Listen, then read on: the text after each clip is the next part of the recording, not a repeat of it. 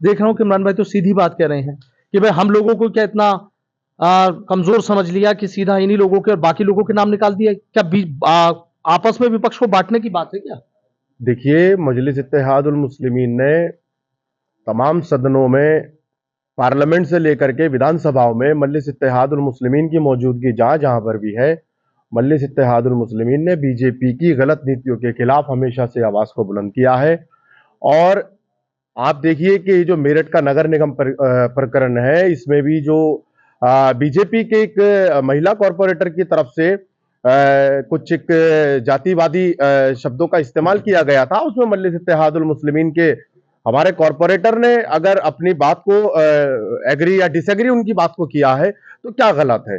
सदन किस लिए है? सदन इसीलिए होता है ना कि एक कॉरपोरेटर अपनी बात को रख सकता है तो दूसरा कॉरपोरेटर उनकी बात को एग्री या डिसएग्री कर सकता है। इसका मतलब यह नहीं है कि सड़कों पे ला करके कॉरपोरेटर्स को मारा जाए। अब आप देखिए कि सबका साथ, सबका विकास, सबका विश्वास की बात करने वाली बीजेपी हुकूमत के एमएलसी, एमएलए नगर निगम से कॉरपोरेटर्स को बाहर निकालकर सड़कों पे लाकर थाने से 20 मीटर की दूरी पर मार रहे हैं। किस तरीके से उनकी पिटाई की जा रही है। और बावजूद उसके तहरीरों में बदलाव, कभी दलित कॉरपोरेटर्स के खिलाफ उनको मारा गया, दलित कॉरपोरेटर्स के खिलाफ तहरीर दी गई। उसके बाद फिर इस मुद्दे को जो है बीजेपी ने अपनी गलत नीतियों को लेकर के फिर इसको हिंदू मुस्लिम रंग देने की कोशिश की गई। लेकिन मजलिस इत्तेहादुल मुस्लिमीन तमाम वर्ग और तमाम जातियों को साथ लेकर बीजेपी की नीतियों के खिलाफ लड़ती है, लड़ती रहेगी और लड़ती रही है। क्या एआईएमआईएम इतनी कमजोर है कि सिर्फ आप लोगों को टारगेट किया गया, सीधा उसमें लिखा गया, किसी और का जिक्र ही नहीं है?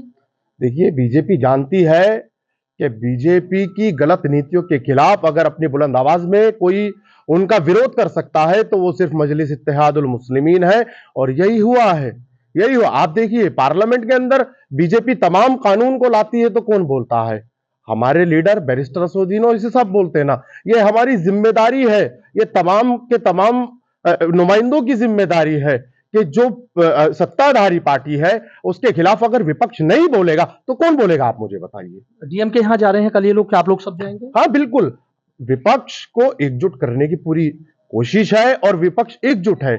जहां जहां पर हमें विपक्ष की जरूरत रहेगी हम उनका साथ लेंगे और जहां उनको हमारी जरूरत रहेगी हम उनको अपना साथ देंगे। 10 तारीख की महापंचायत भी है। बिल्कुल बिल्कुल बिल्कुल, हिस्सेदार, हर जगह हिस्सेदारी लेने की पूरी कोशिश की जाएगी। आपके नेता कह रहे हैं, नान सीधा कह रहे हैं कि वे जेल भर देंगे अगर गलत तरीके से पार्षदों पर मुकदमे हुए। बिल्कुल बिल्कुल करेंगे साहब। आप देखिए ना, नाइंसाफी को कब तक बर्दाश्त किया जाएगा?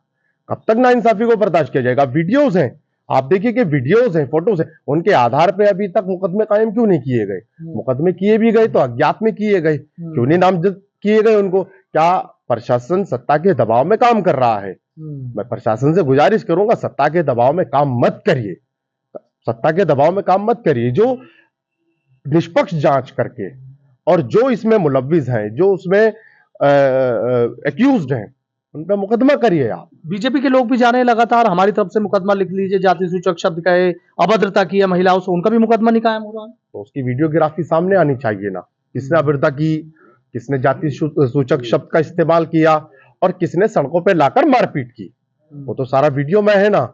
और जो सदन के अंदर का वीडियो है, प्रशासन उन वीडियोस को मंगाए, देखे और उस पर जांच करे। जब जांच का विषय है, बड़ी जिम्मेदारी आ गई आप पे पार्षद, अब आप ही की तरफ देख रहे हैं कि हम लोगों के नाम है। बिल्कुल बिल्कुल बिल्कुल, हम हमारे तमाम कॉरपोरेटर्स के साथ हैं और हमारे जो तमाम विपक्षी दल हैं, हम इस मुद्दे को लेकर उनके भी साथ हैं। उनके भी साथ है।